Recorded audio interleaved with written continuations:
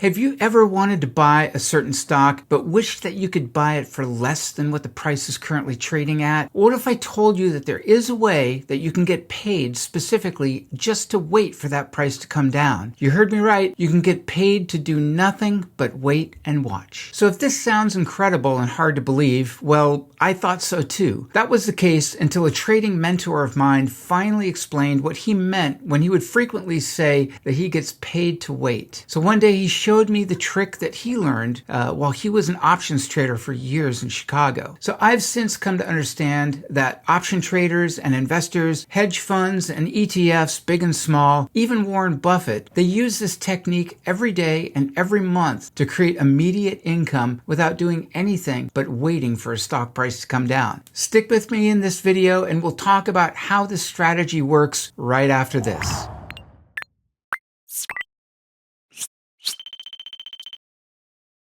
Hi everyone, it's Dan here, your joyful trader, full-time surgical nurse, active trader and investor, side hustle connoisseur, and former CEO of my own software company for 22 years. So if you're interested in ways to grow your portfolio, achieve higher returns, understand option trading better, and just get ideas about developing side hustles that you can create while holding down a full-time job, well, you're in the right place. Make sure to hit that subscribe button below, ring the bell so you never miss an update. Now, let's get paid to wait. So today we're diving into a strategy involving selling put options. Now I know that might sound a bit complicated or confusing if you're not familiar with options, and honestly it was for me too initially, but don't worry, we're going to take this apart and try to explain it step by step. So I want to mention that this video is just an introduction to the concept of selling put options for those who are new to the idea. The first important step here is to simply understand the concept. After that, we'll dive deeper into the weeds about the technical details of this trade in another video. So what's the main goal here? It's pretty simple. We have a stock in mind that we would like to buy, and we'd like to add that stock to our portfolio. This is really important. We need to focus on a stock that we would like to own, and we don't mind owning it for the long term, but we'd like to buy it cheaper than what it's currently trading for now. I mean, everyone likes a discount, right? So in the meantime, let's make some money while we're waiting for the price of our stock to drop down to a reasonable level that we would be happy with. Basically, we're going to earn a premium, which is option terminology for a payment or a fee, just for being willing to wait to buy our stock at a lower price in the future. So for those who have no idea, or you've been struggling to grasp the concept of what put options are, let's explain that a little bit because it's the tool that we're going to be using to perform this strategy. Stick with me. I'm going to keep this simple and relatable. So in simple technical terms, put option, yes, it's called a put, and I'll explain why later in this video, is a financial contract. Gives the owner of that contract the right to sell their shares of a stock that they own at a specific price. The specific price is known as the option strike price, and that contract is only valid within a certain time period. After that time period is elapsed, the contract is no longer valid. Now that concept might still sound a bit confusing, so let's take a look at this and think about it in a different way using something besides stocks as an analogy. Let's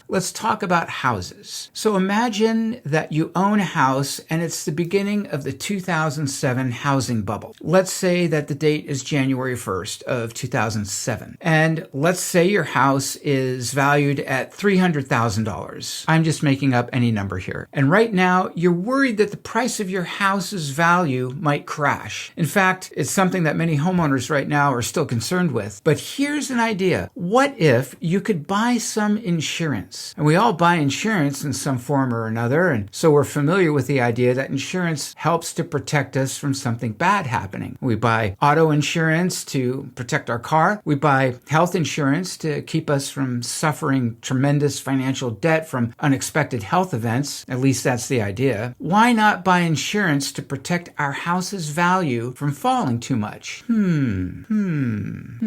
This insurance policy would guarantee that the insurance company would come along and they would buy your house from you at, say, $275,000 if the value of your house were to crash below that amount by, let's say, April 1st, which is only 3 months away. Now, that's an interesting idea, right? The price that the insurance company agrees to buy your house from, in this case, $275,000, is what's referred to as the strike price. So in this way, if your house value falls below $275,000 at any time before April 1st, which is still 3 months from now, the insurance company will step in and they will pay you $275,000 for your house, even if your house is now only worth $200,000 due to the market conditions. You're protected. It sounds like a pretty good deal, wouldn't you say? So this insurance policy ensures that you don't lose too much value and your losses on the value of your house are limited and you're financially protected. Yeah, you may lose a little bit of value, up to $25,000, because that's the difference between the current value of your house at $300,000 and the strike price, which is $275,000, but no more than that because you bought this insurance policy. Well, this insurance policy is basically how a put option works, except that put options work on stocks instead of houses. So there's two possible outcomes in this example with your house. First one is your house price never falls below $275,000 during that time, in which case you paid for a little insurance, but you never needed to submit a claim. The second scenario is your house price does fall below $275,000 and you submit a claim for the insurance to come along and pay you $275,000 for your house. You are now putting your house onto the insurance company. Ergo, why we use the term put. The owner of the policy is putting their asset onto the person or the insurance company, in this case, that sold the policy. Now, ideally, the insurance company in this example, they would want to sell you a policy with a strike price that it believes is unlikely to come to pass. I mean, essentially, they would much rather just collect the insurance premium than to have to pay out to buy your house at $275,000. Make sense? In the stock market, if you sell a put option for a particular stock, let's say Apple, you're now essentially offering this kind of insurance to other people who currently own Apple stock. You are now the insurance company and they pay you a premium for the promise that you'll buy the stock from them at the strike price that you agree to. Like the house example, all options are only good through a certain time frame and they have an expiration date. And the seller of that option, in this case you, determines how long they want to make that date into the future. It could be a week, it could be a month, or it could be many months. And so the strike price and the expiration date, among a few other variables, determine how much a seller of a put option is going to receive in premium from the buyer of that put option. And with stocks, here are the possible outcomes of this scenario. Number one, if the stock price stays above the strike price by the expiration date, you, being the person that sold the put option, gets to keep the premium that you were paid. And you can then turn around and sell another put option and receive even more income again. I mean, after all, if you pay your insurance premiums for your car and you never get into an accident, your insurance company doesn't refund your monthly payments, do they? No, they get to keep that. Well, likewise, those who sell put options get to keep all of the premium income that they receive regardless of the outcome. Second possible outcome with stocks. The price of the stock does fall below the strike price before the expiration date. Now, the owner of that put option can put their stock onto you, the seller of that put option, and you'll have to buy their stock at the strike price that was agreed to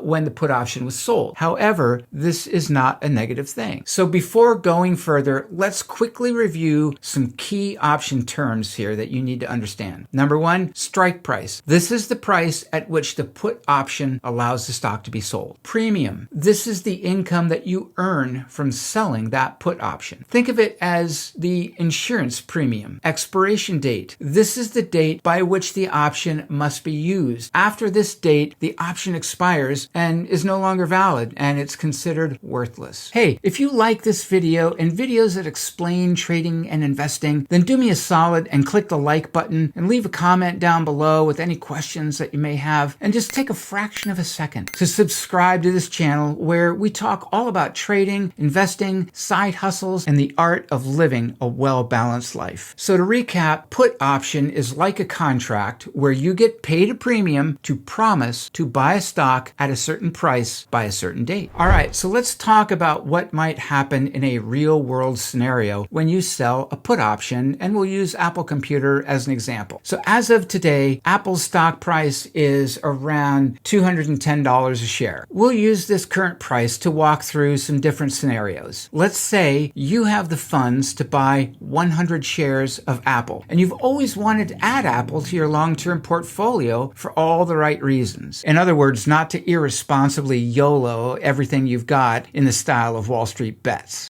However, you'd really like to buy Apple at 10% lower, which is $189. What can be done? A, shrug your shoulders and just buy it at $210 anyway, but maybe not feel great about it. Or B, you could just sit back and be patient and hope that the price might dip down to $180 at some point in the future and then buy it, but who knows when that might be. Are there any other scenarios that can be done here? Why, yes there is. There's a third option, a put option to be precise. You could sell a put option on Apple Computer with a strike price of $189 a share with an expiration date of 30 days from now. So let's do that. We'll sell a put option with a strike price of $189 with an expiration date 30 days from today. And let's say that the premium for this option was $5 per share. Again, I'm just making this number up. If you sold one put contract, which in the options world, a contract covers control of 100 shares of stock, you'd make $500 for doing nothing. In other words, you are getting paid to wait. So when you do this, your broker immediately deposits $500 into your account once you initiate the trade. That money is yours to keep no matter what. Let's look at how this might play out. First scenario, the stock price stays above the strike price. So if Apple's stock price stays above $189 until that option's expiration date 30 days from now, you have no obligation to do anything. Zero. Nada. And you get to keep the premium that you just earned from selling that option. And keep in mind that you can then turn around and sell another put option and just keep generating income this way, month after month, while just waiting for Apple's price to fall to a level that you wanted to buy it at. And in fact, each time you sell another put option, you can change the strike price to be lower or higher and also modify the expiration date if you so choose. That's a win. Scenario 2, the stock price falls below the strike price. Well, now let's say Apple's stock price does drop to, say, $185. Because you sold the put option with a strike price of $189, you're now obligated to buy 100 shares of Apple stock at $189 a share. Now, while this might seem like a negative, remember, you always wanted to buy Apple at $189 anyway. That was part of your plan. Plus, remember, you still get to keep the $500 premium that you were paid for selling that put option in the first place. And that effectively lowers your purchase price to $184 a share, which is $189 strike price minus the $5 per share price premium that you received. That's another win. So these scenarios show that selling put options can actually be a win-win situation if you're strategic about it. If the stock price doesn't drop below the strike price, you make money from the premiums. If the stock price does drop below the strike price, then you buy the stock at a price that you were always happy and willing to do, yet still keep the premium for the option you just sold. And in fact, all of the previous premiums that you made by selling puts all along the way could lower your cost basis on this stock tremendously. In a future video, I'll go into more detail about determining those strike prices and other factors that go into selling put options. These are factors that do affect actually how much premium that you would receive. For now, this should give you a good overview of how selling put options work and the potential outcomes. Now let's dive into a few pros and cons of this strategy. I mean, like any investment strategy, there's always advantages and there are always potential drawbacks that you need to be aware of. So the first pro, income generation. One of the biggest benefits of selling put options is the potential for steady income. Each time you sell a put option, you receive premium, and this can add up over time, and it can provide a nice stream of income, whether you're retired or just busy with a full-time job and other commitments. Small investors to people like Warren Buffett sell put options all the time in order to generate streams of extra income as part of their overall investment strategy. Second pro, lowering your cost basis. When you sell a put option and it gets exercised, meaning that the price of the stock is lower than the strike price, you're not just buying the stock you already wanted to own at the price you wanted to buy it originally, but you're effectively buying the stock at a discount on top of that. You need to factor in that the premium that you just received lowers your overall cost basis for buying that stock. Flexibility. Selling put options gives you the flexibility to choose different strike prices, expiration dates based on your market outlook, and your own investment goals. You can tailor the strategy to fit your risk tolerance and your financial objectives. You can choose your own strike price each time you sell a put option along with the expiration date. Those will affect how much premium you receive, but the choice is still yours to control. And most importantly, this strategy fits in perfectly for people like you and me who also work full time. Once you initiate the trade, you don't have to monitor it minute by minute each and every day like some frenetic day trader who watches the screen so they don't miss a single moment. I know what that feels like because I did it for 3 years. You can relax because your brokerage will take care of all the details of this trade while you're busy with your full-time commitments. And the best part is you know what the possible outcomes can be either way. And you're going into the trade knowing that, and that relieves a lot of anxiety about trading. And as a shout out, one of the best brokerages that I've been using for option trading for years is Tasty Trade. Their platform is hands down the best and the easiest options platform to use to visualize various option strategies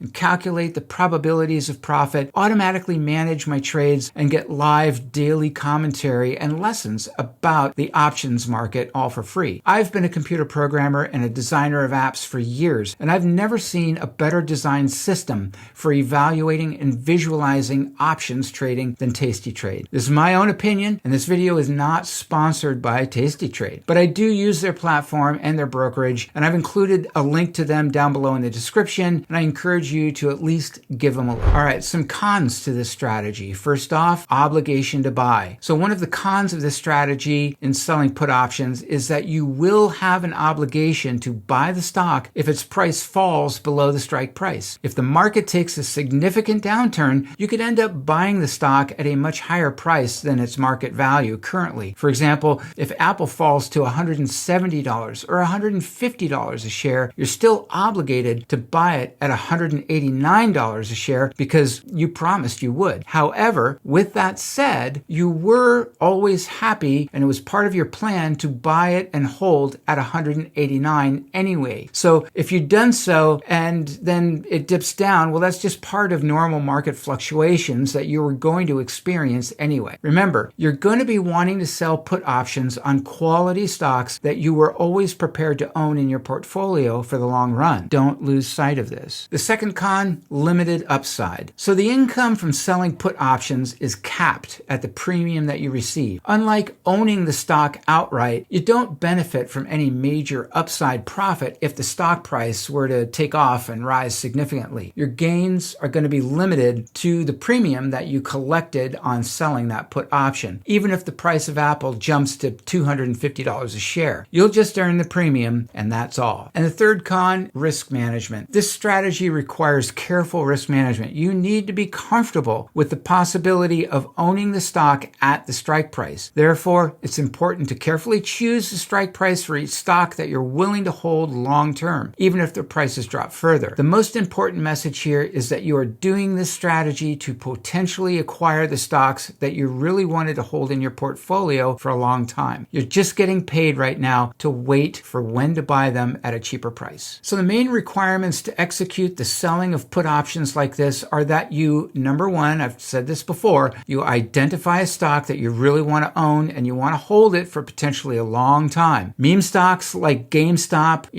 wouldn't be good candidates in my opinion. In fact, those who sell put options and earn a regular monthly income from this strategy, they tend to focus on the same few stocks over and over. Some people just use one stock and they do it over and over. Secondly, most brokerages like Tasty Trade require that you must have the funds available to actually buy 100 shares of whatever stock you're selling a put for. Your brokerage will usually not allow you to sell puts unless they can see that you have the funds in there needed to actually execute the purchase if it came to that. Now, some brokerages might let you do it without full funds available, and that's kind of referred to as a naked short selling, or as, a naked call or a naked option. But you'll have to have a credit line with them in some form. Personally, I would not recommend doing this because you're going to be giving up profit by paying interest on that credit. And if for some reason you don't have the cash available to buy the stock if you have it put to you, then that's going to put you in a real pickle with your broker. Just avoid it. Oh, and why 100 shares? Well, because in the world of stock options, each option contract represents the control of 100 shares of stock. So if you sold a put option for a $10 strike price on some stock, well, you'll need to have $1,000 in your account to make that trade happen. If the strike price is $100 a share, then you'll need to have $10,000 in your account because this is the amount of money that you'll need available if the stock does get put to you. Here's the thing though, the vast majority of people out there don't understand this. And it's the reason that I'm so passionate about teaching options. There's a lot of people that have a little bit of money just sitting in some account somewhere that might only be earning 1%, 2%, maybe even 4% interest a year. To me, that money, in my estimate, is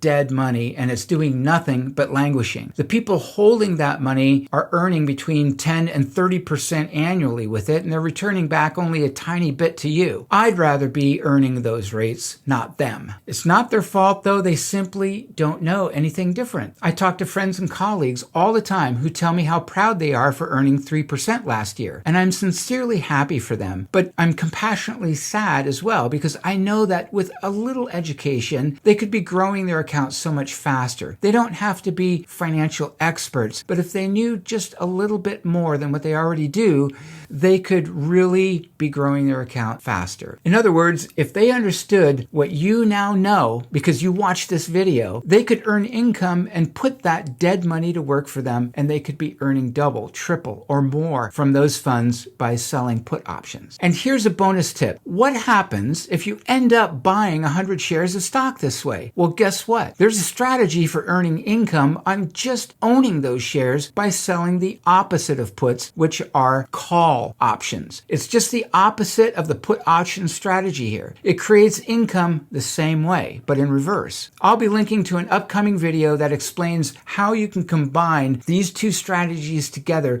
to create even more monthly income over and over again. All right, so we've covered a lot today about selling put options and how you can get paid to wait for the right stock price. To recap quickly, this strategy can be a great way to generate income and buy stocks at a discount, but it's essential to understand the risks involved. I highly recommend going back and rewatching this video again to help reinforce the concepts about this phenomenal strategy. And once again, if you found this video helpful, please make sure to give it a thumbs up, subscribe to The Joyful Trader for more tips and strategies about options trading and investing. Don't forget to hit the notification bell so you'll be the first to know when I upload new content. Well, you won't really be the first to know because all my other subscribers will know at all relatively the same time, but you know what I mean. Got questions or comments? Leave them below. I love hearing from you. I'll do my best to answer your questions. Thank you so much for watching, and remember, trade well, live fully, and I'll see you in another episode.